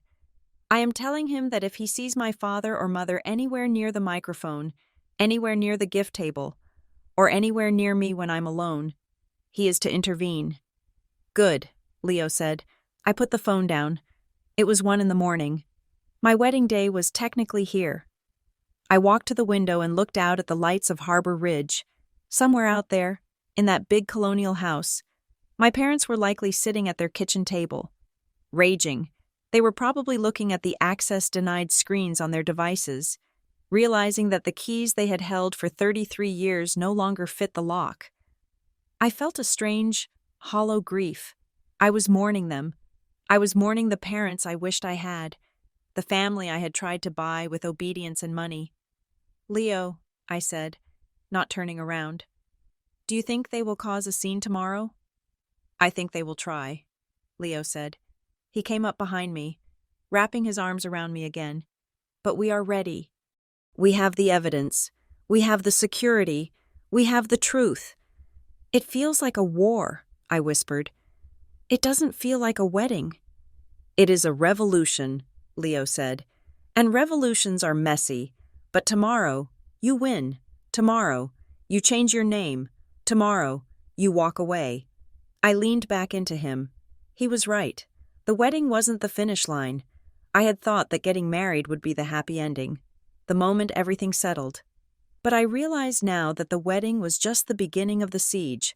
I was facing my family tomorrow not as a daughter, but as a sovereign state, and I had to be ready to defend my borders. "Let's sleep," I said. "I need to be strong for the ceremony." "You are already strong," Leo said. I climbed into the unfamiliar bed, the sheets cool against my skin. I closed my eyes, but behind my eyelids, I saw my father's face at the restaurant, the look of cold, ownership, the look that said, "You will always be mine." I whispered the word into the dark, like a prayer or a spell. Sovereignty. I fell asleep to the sound of the rain starting again, washing the town clean, preparing the ground for the battle to come. The morning of my wedding broke with a clarity that felt almost apologetic. The storm that had battered Harbor Ridge for 2 days had vanished, leaving behind a sky of polished, piercing blue and air so crisp it felt like breathing glass. From the window of the bridal suite, I could see the white tent on the lawn, the chairs arranged in precise rows, and the ocean glittering innocently beyond the cliffs. For an hour, it was just me and the quiet. I sat in the silk robe my bridesmaids had given me, drinking coffee that was actually hot, watching the seagulls wheel over the water. My hair was set in pin curls, my skin was prepped, and for the first time in a week, my hands weren't shaking. I felt a strange, suspended peace. The kind of peace that comes when you have fortified the castle and are simply waiting for the siege engines to appear on the horizon. My bridesmaids, Elena and Sarah, were bustling around the room, steaming dresses and arranging flowers. The air smelled of hairspray and peonies. It was normal. It was the wedding morning I was supposed to have. Then, at 10 o'clock sharp, the heavy oak door to the suite swung open without a knock. The peace shattered instantly. My mother stood in the doorway. She wasn't wearing her mother of the bride gown, the silver chiffon number we had spent hours selecting months ago. Instead, she was wearing a beige raincoat over slacks and a blouse that looked like something she would wear to the grocery store. She looked frantic, her hair windblown, her face flushed with a manufactured urgency, and she wasn't alone. Holding her hands were my 2 nephews, Jackson, who was 6, and Liam, who was 4. They were dressed in mismatched play clothes, stained t-shirts and cargo shorts. Jackson was clutching a sticky juice box, and Liam was dragging a dirty blanket that had clearly been dragged through a puddle in the parking lot. "Thank God you are here," my mother huffed, pushing the boys into the room. "The traffic was a nightmare, and Chloe is running behind. She is an absolute wreck. Poor thing." She let go of their hands and dusted off her own, as if she had just delivered a difficult parcel. "Mom," I said, standing up. "What is this? Why are the boys here? The ceremony doesn't start until 4, and why aren't they dressed?" "Oh, don't worry about the clothes," she said, waving a dismissive hand. "Chloe brought their suits in her car. She will get them changed later. But right now, we have a crisis. The hairstylist for the bridesmaids is running late at the salon, and Chloe is having a panic attack about her dress fitting. And your father is, well, you know your father. He is pacing." She looked around the pristine bridal suite, her eyes landing on the plate of fruit and pastries. "This is perfect," she declared.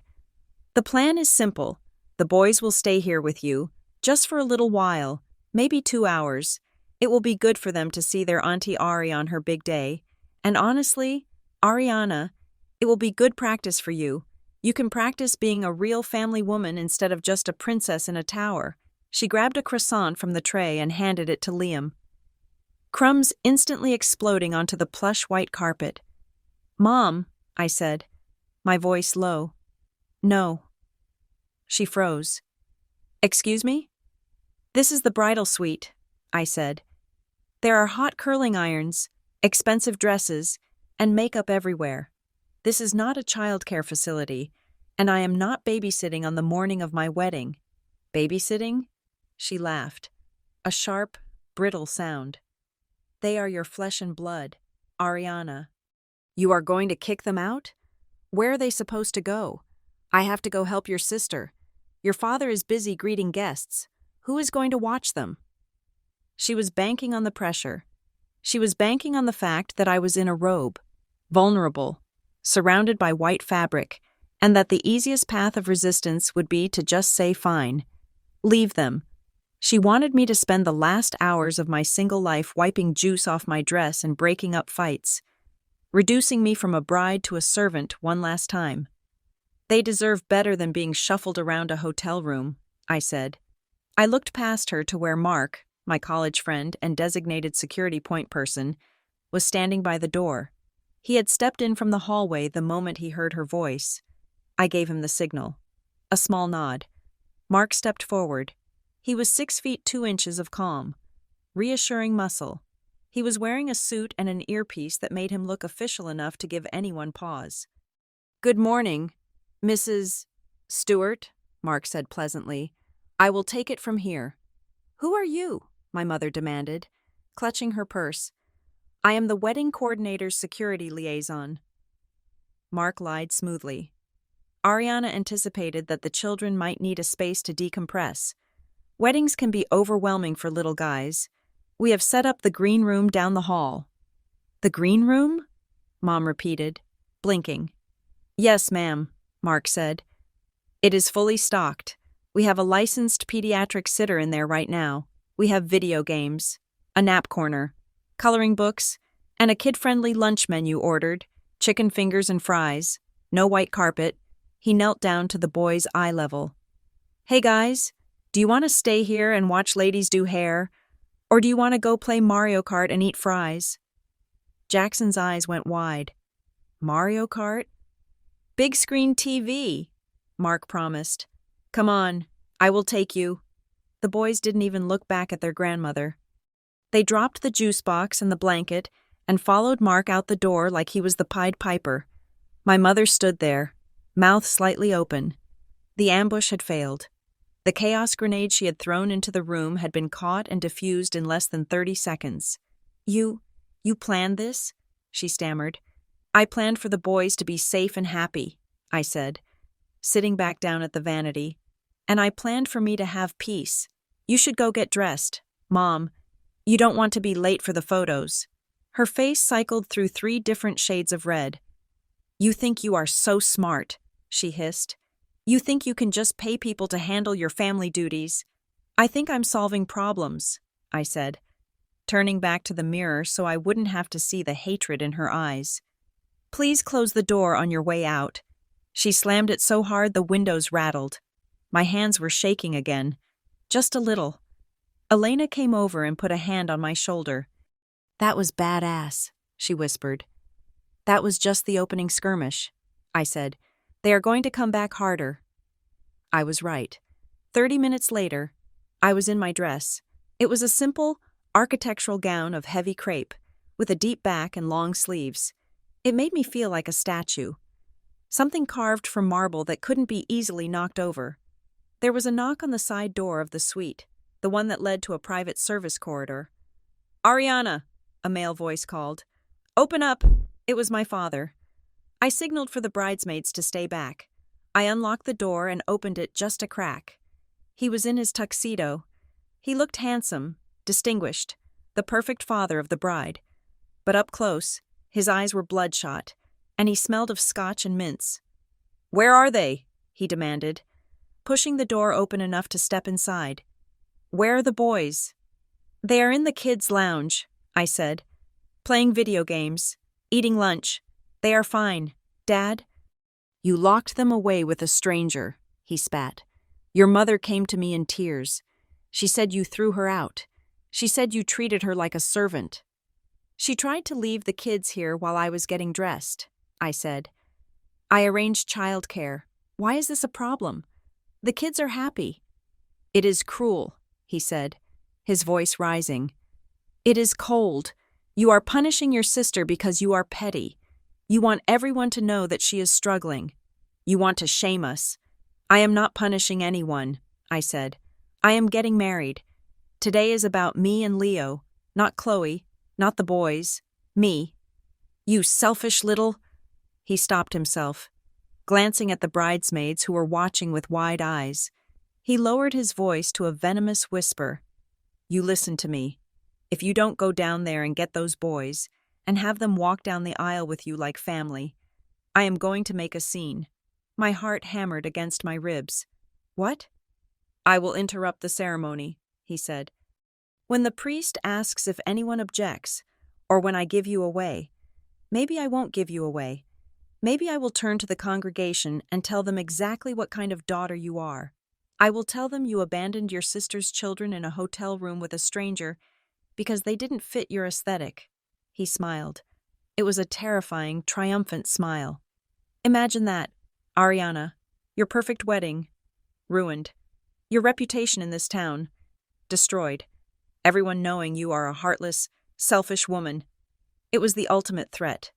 He knew my fear of public humiliation. He knew I had spent my life trying to be perfect, to be good. He was weaponizing my own morality against me. You wouldn't, I whispered. Try me, he said. Go get the boys. Get out. The voice didn't come from me. Leo stepped out of the bathroom. He wasn't supposed to be there. It was bad luck to see the bride. But he had come up the back stairs when Mark texted him about my mother. He was in his tuxedo, looking sharp and terrifyingly calm. My father spun around. This is a private conversation. No, Leo said, walking over to stand beside me. This is a threat, and it is over. You have no authority here, my father sneered. She is my daughter, and in 3 hours, she will be my wife, Leo said. But right now, she is a client of this venue, and you are a guest who is harassing the bride. Leo stepped closer, invading my father's personal space. Leo wasn't a violent man, but in that moment, he looked dangerous. We have security at every entrance to the ceremony space, Leo said. We have briefed them on you, Robert. If you try to interrupt the ceremony, if you try to make a speech that wasn't approved, if you so much as raise your voice, Mark will have you escorted out, and we will have it on video. You wouldn't dare, my father said. Throwing the father of the bride out? It would be a scandal. A scandal is better than a hostage situation, Leo said. The boys stay in the playroom. You walk her down the aisle in silence, or you don't walk her at all. Those are the options. Choose. My father looked from Leo to me. He saw the united front. He saw that the wedge he had tried to drive between us, the claim that Leo was changing me, had backfired. Leo hadn't changed me. He had reinforced me. You will regret this, my father said to me. When he leaves you, and he will, you will have no one. I will take my chances, I said. He turned and stormed out. I let out a breath that felt like it had been held for a lifetime. I slumped against Leo's chest, careful not to wrinkle the dress. He is going to do it, I said. He is crazy enough to do it. He won't, Leo said, kissing the top of my head. He is a bully. Bullies hate a fair fight, and we just showed him he is outgunned. Leo left to go back to the groom's suite. The clock ticked closer to the ceremony. 1 o'clock. 2 o'clock? At 2:30? Chloe arrived. I heard her before I saw her. Her voice carried down the hallway, shrill and complaining. She burst into the suite in a whirl of chaos. Her dress, a bridesmaid gown she had complained about for 6 months, was unzipped. Her hair was half done. She looked beautiful, in a frantic, sharp-edged way, but her energy was toxic. Where are they? she demanded, ignoring the fact that I was fully dressed and standing in the middle of the room. Where are my kids? Mom said you locked them in a dungeon. They are in the green room, I said calmly. They are eating chicken fingers and watching a movie. They are fine. Chloe, you had no right, she screamed, throwing her garment bag on the sofa. I wanted them here with me. I need them to calm me down. You just said you needed a break from them, I pointed out. That is why you needed the retreat, right? Because they were too much? She froze, caught in her own contradiction. That is different, she stammered. I need them for the pictures. They are the ring bearers. Ariana, how are they supposed to know what to do if they are locked away? They know what to do, I said. Walk down the aisle. Carry the pillow. Mark practiced with them. They are ready. She glared at me, her eyes narrowing. She walked over and poured herself a glass of champagne, downing it in one gulp. So, she said, wiping her mouth, who is taking them Monday? What? Monday, she repeated. When you go on your little honeymoon, who is taking the kids? Because I am going to Arizona. My flight is at 6 in the morning, so I need to know where to drop them off. She was still doing it. Even after the fraud was exposed, even after the fight at the restaurant, she was proceeding as if her will was inevitable, as if I would simply cave because the alternative was too messy. I told you last night, I said. Their father is taking them. Mark is picking them up from your house on Sunday night. I didn't agree to that, she shouted. I am not letting Mark have them for 2 weeks. He will turn them against me. Then you don't go to the retreat, I said simply. Those are the choices. Mark takes them, or you stay home. I am going to St. Lucia. You are such a bitch, she hissed. You have everything, don't you? The perfect man, the money, the house, and you can't even help your sister get 1 week of peace. I offered to pay for a nanny, I reminded her. You said no. I don't want a nanny, she yelled. I want my family to step up. I want you to care. And then it hit me. The quiet revelation. She didn't want a nanny because a nanny was a transaction. A nanny was an employee. A nanny could quit. She wanted me to do it because if I did it, it proved that she was the main character. It proved that my life was secondary to hers. It wasn't about the childcare. It was about the hierarchy. She wasn't desperate for help. She was desperate to keep her lifestyle intact. And I had been the hidden subsidy for years. My credit line paid for her businesses. My time covered her parenting gaps. My emotional energy absorbed her crises. I was the foundation of her house of cards, and I was walking away. Chloe, I said. My voice was soft, but it stopped her rant mid-sentence. I am going to say this once. Mark is ready to take the boys. If you drop them off with him, I will pay for their summer camp this year. That is my gift. If you don't, that is your choice. But I am done discussing it. She stared at me. She looked for the crack in the armor, the tremble in the lip. She didn't find it. You have changed, she said, echoing our mother. I hope so, I said. I checked the time. It is 3 o'clock. We need to go downstairs for the family photos. We walked down to the lobby. The photographer was waiting by the grand staircase. My parents were there. Dad was stony-faced, refusing to look at me. Mom was dabbing her eyes, playing the martyr. Mark brought the boys out from the green room. They were clean, happy, and dressed in their tiny tuxedos. They ran over to me. Auntie Ari, Jackson yelled. We played Mario, and the lady gave us gummy bears. Did you? I smiled, kneeling down, careful of the dress, to hug them. Did you have fun? It was awesome, Liam said. Can we go back? My mother stiffened. My father scowled. This wasn't the narrative. The kids were supposed to be crying, traumatized by my neglect. Instead, they were the happiest people in the room. I stood up and looked at the small crowd that had gathered. My aunts, uncles, cousins, and the early guests milling about. I decided to do something they didn't expect. I decided to change the lighting on the stage. Everyone, I said, raising my voice just enough to be heard over the lobby chatter. The room went quiet. My father tensed, expecting a fight. "I just wanted to say a huge thank you," I said, smiling warmly, "to the amazing staff here at the inn, and especially to the childcare team we brought in. They created such a wonderful, safe space for the kids today so the adults could relax and get ready. It is so important to me that the children enjoy this wedding as much as we do." I looked down at Jackson. "Right, buddy? Best wedding ever?" "Yeah," Jackson cheered. The tension in the room broke. My aunt smiled. "Oh, that is such a lovely idea," Aunt Margaret said. "So thoughtful. Ariana." "Yes," my cousin added. "Usually kids are miserable at weddings.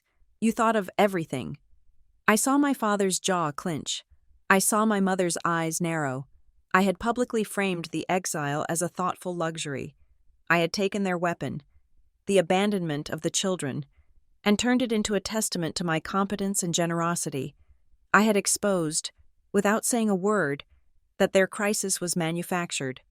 It was always possible to have the kids and the wedding. It just required planning, not martyrdom. "All right," the photographer called out. "Bride and parents, please." I stepped into the frame. My father stood on my left, my mother on my right. They smiled for the camera, the practiced, perfect smiles of the Stewart family. "Closer," the photographer said. "Look happy. It is a celebration." My father leaned in. His hand gripped my upper arm, his fingers digging into the muscle through the crepe fabric. It wasn't a hug, it was a vice. "You think you won," he whispered, barely moving his lips, his voice audible only to me. "But the ceremony hasn't started yet, and I still have the microphone at the reception." I kept my smile fixed, frozen for the lens. "Smile, Dad," I whispered back. "We are making memories." The flash went off, blinding me for a second. The ceremony was set for the cliffside lawn. The wind had died down completely. The ocean was calm. The string quartet began to play. I stood at the back of the aisle. The plan was for my father to walk me down. It was tradition. It was what the guests expected. He stood beside me, offering his arm. He looked regal. No one looking at him would guess he was currently calculating the exact moment to destroy his daughter's life. "Last chance," he muttered as the music swelled. "Agree to cancel the trip, agree to take the boys, and I let you have your day."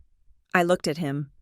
I looked at the man who had raised me, who had taught me to ride a bike, who had stolen my identity. "I am walking," I said, "with or without you." I placed my hand on his arm, not for support, but to control the pace. We began to walk. The faces of the guests turned toward us. Smiles, tears, phones raised to capture the moment. It looked like a fairy tale, but as we walked, I could feel the tension radiating off my father like heat. He was a coiled spring. Every step was a negotiation. Every yard we covered was a gamble. Would he stop? Would he shout? Would he throw me to the wolves right here, on the white runner, in front of God and everyone? I saw Leo at the end of the aisle. He was watching us. He wasn't looking at my dress. He was looking at my father's hands. He was ready. Mark was standing near the front row, his stance balanced, his eyes locked on my father. We reached the altar. The priest smiled. "Who gives this woman to be married to this man?" The moment hung in the air. The silence stretched a second too long. A heartbeat. 2. My father looked at Leo. He looked at me. He looked at the crowd. He took a breath. His mouth opened. I braced myself for the blow. I braced myself for the words that would burn everything down. "Her mother and I do," he said. His voice was flat, mechanical. But he said the words. He stepped back. He sat down in the front row. He hadn't done it. The threat of security, the public eye, the risk to his own reputation, it had held him back. But as I took Leo's hand, I didn't feel relief. I felt a deeper dread. He hadn't fired the gun, which meant he was saving the bullet. The ceremony proceeded. Vows were exchanged. Rings were slipped onto fingers. I said, "I do," with a voice that was stronger than I felt. I now pronounce you husband and wife, the priest said. You may kiss the bride. Leo kissed me. It was a desperate, claiming kiss, a seal on a contract that said, we are a team now. We turned to face the crowd. Applause erupted. Petals were thrown. I looked at the front row. My mother was crying. Performative, ugly sobs. Chloe was looking at her phone. And my father? He wasn't clapping. He was watching me with a look of terrifying patience. He was waiting for the reception. He was waiting for the speeches. He was waiting for the moment when the security would relax, when the wine would flow, when he would have a microphone and a captive audience. The battle wasn't over. The war had just moved to a new location. Ready? Leo asked, squeezing my hand. Ready, I said. We walked back up the aisle. Married, victorious, and completely terrified. The reception ballroom at the Harbor View Inn was a masterpiece of candlelight and crystal. The storm had passed completely, leaving the night sky visible through the glass ceiling, a canopy of stars watching over the celebration. The tables were set with white linens and arrangements of eucalyptus and white roses. It was elegant, expensive, and serene. For the first hour, I allowed myself to pretend it was real.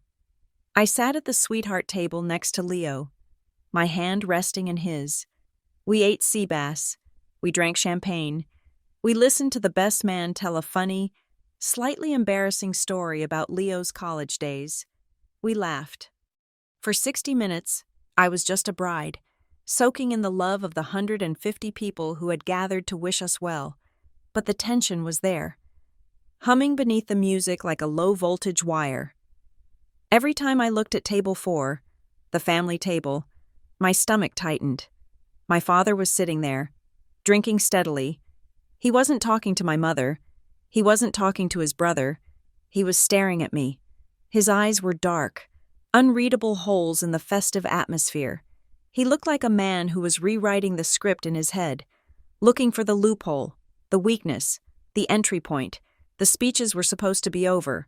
The schedule was tight. Best man, maid of honor, father of the groom. My father had declined to speak during the planning phase, claiming he would be too emotional, but as the applause for Leo's father died down, and the DJ prepared to announce the cutting of the cake, a chair scraped loudly against the floor at table 4. My father stood up. He didn't walk to the dance floor where the microphone stand was. He walked straight to the DJ booth. He leaned over, said something to the young man in headphones, and held out his hand, the DJ. Looking confused and slightly intimidated by the tuxedoed older man, handed over the wireless microphone. The room went quiet. The chatter died down. The clinking of silverware stopped. Leo, I whispered, my grip on his hand turning bone white. He is doing it. Stay calm, Leo murmured, his body tensing beside me. Wait for the line. If he crosses it, Mark moves. My father walked to the center of the room. He looked impressive. He had the charisma of a politician, the ability to draw every eye in the room and hold it. He smiled, a warm, benevolent expression that chilled my blood. I know I wasn't on the schedule, he began, his voice booming slightly before he adjusted the mic. But a father has a right to say a few words on his daughter's wedding day, doesn't he? A ripple of polite laughter and applause went through the room. The guests didn't know. They saw a proud dad. They didn't see the predator circling the prey. I have been watching Ariana tonight, he said, turning to look at me. And I have been thinking about the little girl she used to be. The girl who would give away her last cookie to her sister. The girl who missed her high school prom to take care of her grandmother. Ariana has always been the caretaker, the one who sacrifices, the one who puts family above everything else. He paused. The room was silent, captivated by the sentiment. And today, he continued, his voice dropping to a hush, she has shown us that character again. We have had a difficult week in the Stewart family, a crisis, and many people would have turned away. Many people would have said, "It is my time. It is my wedding. I don't care." But not Ariana. My heart stopped. I knew exactly where he was going. He was building a cage out of compliments. He was going to announce my surrender publicly, forcing me to either accept it or look like a monster for rejecting his praise. "I am so proud to announce," my father said, raising his glass, "that Ariana has decided to delay her honeymoon. She is canceling her trip to St. Lucia to stay here, in Harbor Ridge, to help her sister through a medical emergency and care for her nephews. She is choosing duty over pleasure. She is choosing us, to Ariana, the most selfless daughter a man could ask for." "To Ariana," a few guests echoed, raising their glasses, thinking they were toasting a saint. The trap snapped shut. If I stayed silent, I agreed to the lie. If I stayed silent, he won. He would cancel the trip himself tomorrow, citing my public agreement. He would take the kids to my house on Monday. He would reestablish his control, stronger than before. I looked at Leo. He was ready to stand, ready to fight for me, but I put a hand on his chest. "No," I whispered. "Me." I pushed my chair back. The sound was loud in the quiet room. I stood up. My legs felt like water, but my spine felt like steel. I didn't look at my father. I walked around the sweetheart table. I walked past the cake. I walked straight to the center of the floor. My father smiled at me. A look of triumphant benevolence. He held the microphone out to me, expecting me to take it and thank him, to play the role of the good, obedient daughter one last time. I took the microphone. I didn't smile. I looked at the crowd. I saw my friends. I saw Leo's family. I saw the people who actually loved me. And then I looked at my father. "I am not canceling my honeymoon," I said. My voice was clear. It didn't shake. It rang through the speakers, slicing through the sentimental fog he had created. The room gasped. It was a collective intake of breath. "And," I continued, holding my father's gaze, "no one will ever impersonate me again." My father's smile faltered. "Ariana," he warned, his voice low, off mic. "Don't do this." I turned back to the guests. I needed to burn the bridge so completely that he could never try to cross it again. "I want to thank you all for coming," I said. "But I need to correct the record. There is no family crisis. There is no medical emergency. What there is fraud."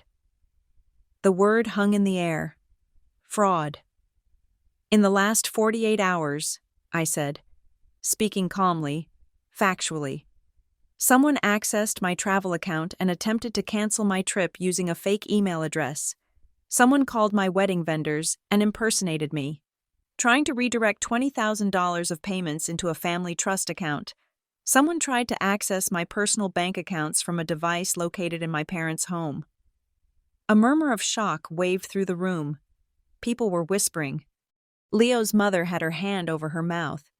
"I love my family," I said, "but I will not be controlled by them. I will not be sabotaged, and I will not start my marriage with a lie. Leo and I are leaving for St. Lucia tonight. We are going to live our lives, and we are doing it on our own terms."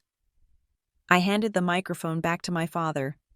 "Enjoy the cake," I said. For a second, the room was paralyzed. Then, my father snapped. The mask of the benevolent patriarch shattered. His face turned a deep, violent red. He didn't take the microphone. He lunged at me. "You ungrateful little bitch," he shouted. The room amplified the sound, even without the mic. "After everything I did for you, you humiliate me? In front of my friends? You are nothing. You are nothing without me." He raised his hand, pointing a finger in my face, his spittle flying. "Hey!" The voice came from the side. Mark, my security point person, moved with the speed of the linebacker he used to be. 2 uniformed venue security guards were right behind him. They didn't tackle him. They just formed a wall of broad shoulders and black suits between me and my father. "Sir," Mark said, his voice hard, "you need to leave." "This is my daughter's wedding," my father screamed, trying to push past them. "I paid for. I raised her. She is lying. She is mentally unstable." "Sir, you are trespassing," the head of venue security said calmly. "We have instructions from the bride and groom. You need to exit the premises immediately, or we will call the police." "Call them!" my father roared. "Call them! I will tell them she stole from me." "Robert, stop!" My mother was there now, pulling at his arm, her face a mask of horror. "Robert, everyone is looking." "Let them look," he shouted. "Let them see what a traitor looks like." Mark put a hand on my father's shoulder. It wasn't a suggestion, it was a guide. They began to move him toward the exit doors. My father struggled, shouting obscenities, his dignity dissolving with every step. The room watched in stunned silence. The good father was gone. The monster I had lived with for 33 years was finally visible to everyone. As the doors swung shut behind him, the silence in the ballroom was deafening. I stood in the center of the dance floor, alone. I felt stripped raw. "Ariana!" My mother came running back from the doors. She stopped in front of me, tears streaming down her face. She grabbed my hands. "Fix this," she begged. "Ariana, please, go after him. Apologize. Tell them it was a misunderstanding. He is humiliated. You have to fix it." I looked at her hands gripping mine. Her desperation wasn't for me. It wasn't for the ruined reception. It was for the image. She wanted me to pick up the glue and put the shattered vase back together, just like I had always done. I gently pulled my hands away. "I didn't break this, Mom," I said softly. "You did," she sobbed. "You provoked him. You know how he gets. Why couldn't you just play along? We could have sorted it out later." "Because later never comes," I said. "I am done pretending this is normal. It is not normal to steal from your daughter. It is not normal to sabotage her wedding. I am done." "So that is it?" she spat, her grief turning instantly to rage. "You are just going to abandon us? What about your sister? What about the boys? Who is going to watch them while you run away?" "I am," Chloe appeared, dragging Jackson and Liam by the hands. She looked furious, her eyes wild. "She ruined it. She ruined everything. I can't go to the retreat now because Dad cut off the money. And now I am stuck with these kids for 2 weeks with no help." She shoved Liam slightly forward. "Look at them. Ariana, look at your nephews. You are leaving them with a mother who is having a breakdown. If anything happens to them, it is on you." The guests were watching this unfolding tragedy like a car wreck. Chloe was weaponizing the children, using their small, confused faces as bargaining chips. "I can't take it," Chloe screamed. "I am leaving them here. You take them. You figure it out." She let go of their hands. Jackson looked terrified.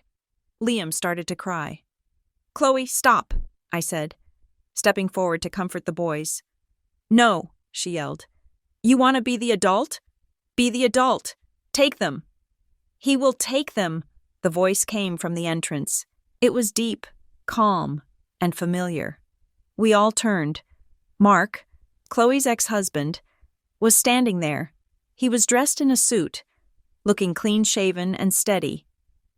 I had texted him the moment my father started his speech. I told him to come to the main entrance. He walked onto the dance floor. He didn't look at Chloe. He went straight to his sons. "Hey, guys," he said, kneeling down. "Daddy's here." "Daddy!" Liam shrieked, throwing himself into his father's arms. Jackson buried his face in Mark's shoulder. Mark stood up, holding Liam, his hand resting on Jackson's head. He looked at Chloe. "You said you couldn't handle them," Mark said quietly. "You said you needed a break. Okay, I am taking them. For 2 weeks, maybe longer. We will let the lawyers figure that out." "You can't just take them," Chloe screeched. But her voice lacked conviction. She knew she had just publicly admitted she was unfit. She had abandoned them on a dance floor. "Ariana arranged it," Mark said. "She authorized the pickup. She made sure they were safe." He turned to me. "Thank you, Ariana, for calling me, for telling me the truth. Take them home." "Mark," I said, tears finally pricking my eyes. "Get them ice cream." "I will," he said. "Congratulations. Go on your honeymoon."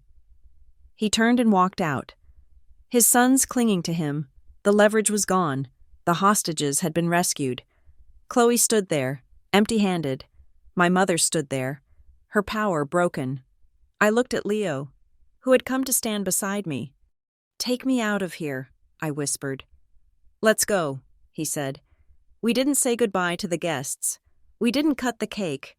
We walked out of the ballroom, hand in hand, leaving the wreckage of the Stewart family behind us. The air outside was cool and smelled of the ocean. The valet had our car ready, a vintage convertible we had rented for the exit. My father was standing by the curb.